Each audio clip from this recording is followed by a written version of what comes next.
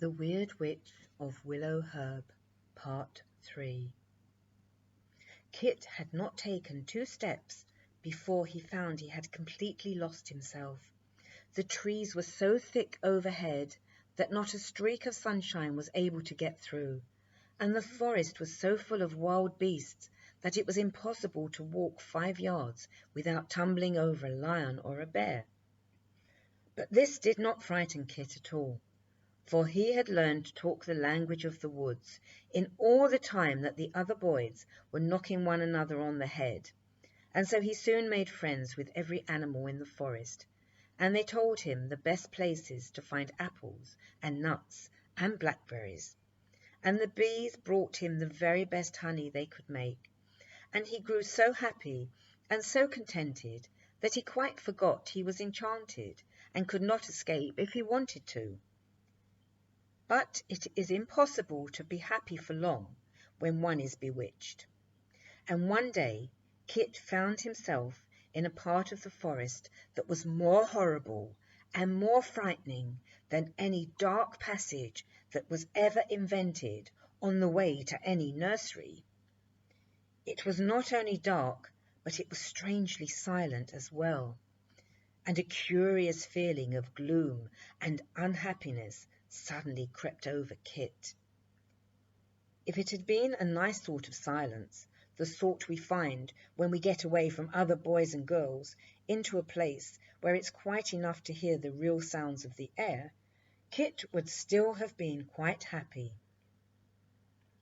But here there was nothing to be heard at all, not even the brushing of the leaves, nor the blooming of the flowers, nor the growing of the grass.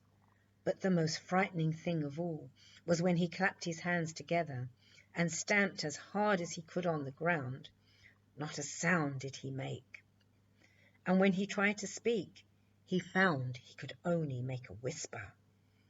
And when he burst out laughing, he made no more than a noise as if he'd been smiling. Still he kept his wits about him, for of course there was the princess to be rescued, and at last he thought of trying to whistle. At first he could not make a note sound in the stillness, but he went on trying until the wonderful tune he'd learned long ago from the birds themselves began to echo once more through the silent forest.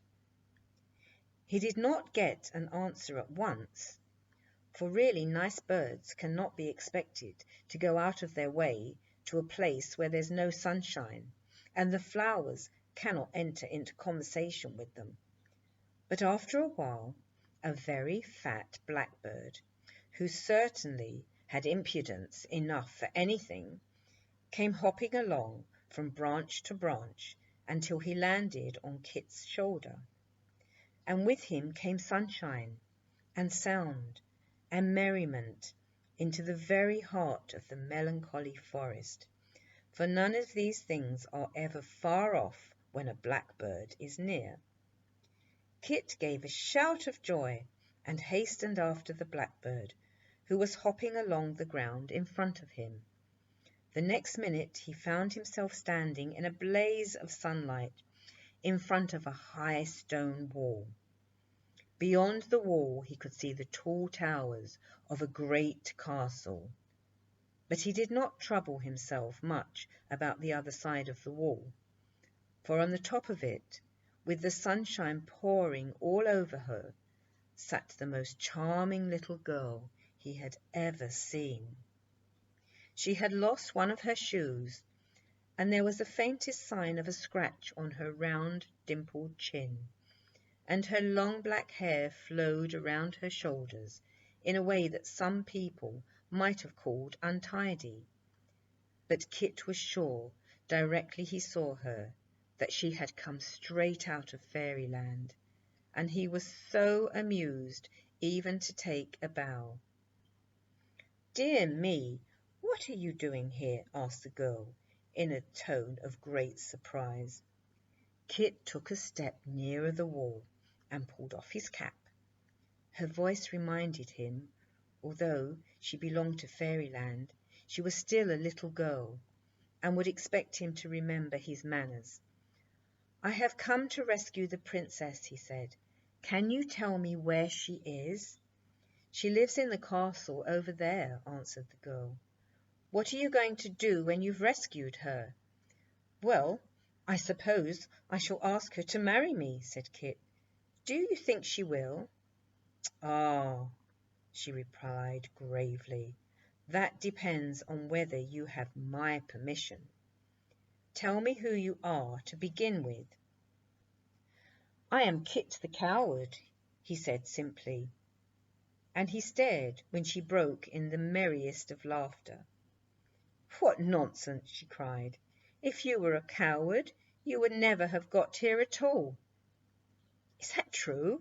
Asked Kit eagerly. Then do you think the princess will marry me?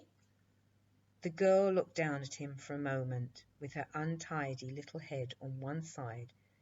Then she bent and held out her 2 hands to him. I think perhaps the princess will, she said softly. If you will help me down from this enormous high wall, I will go and ask her. So Kit lifted her down from the wall, which was quite an easy matter, for it was in reality no higher than he was, and the little girl was certainly the lightest weight he had ever held in his arms.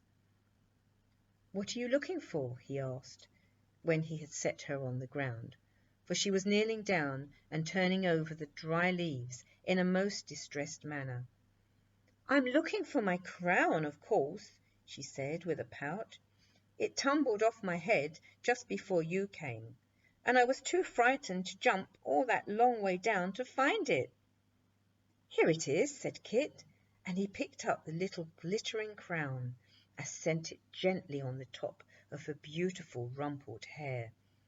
Then he started back in surprise. You are the princess, he shouted. Of course I am, laughed Princess Winsome, putting her hand in his. I knew that all the time. Shall we go home now?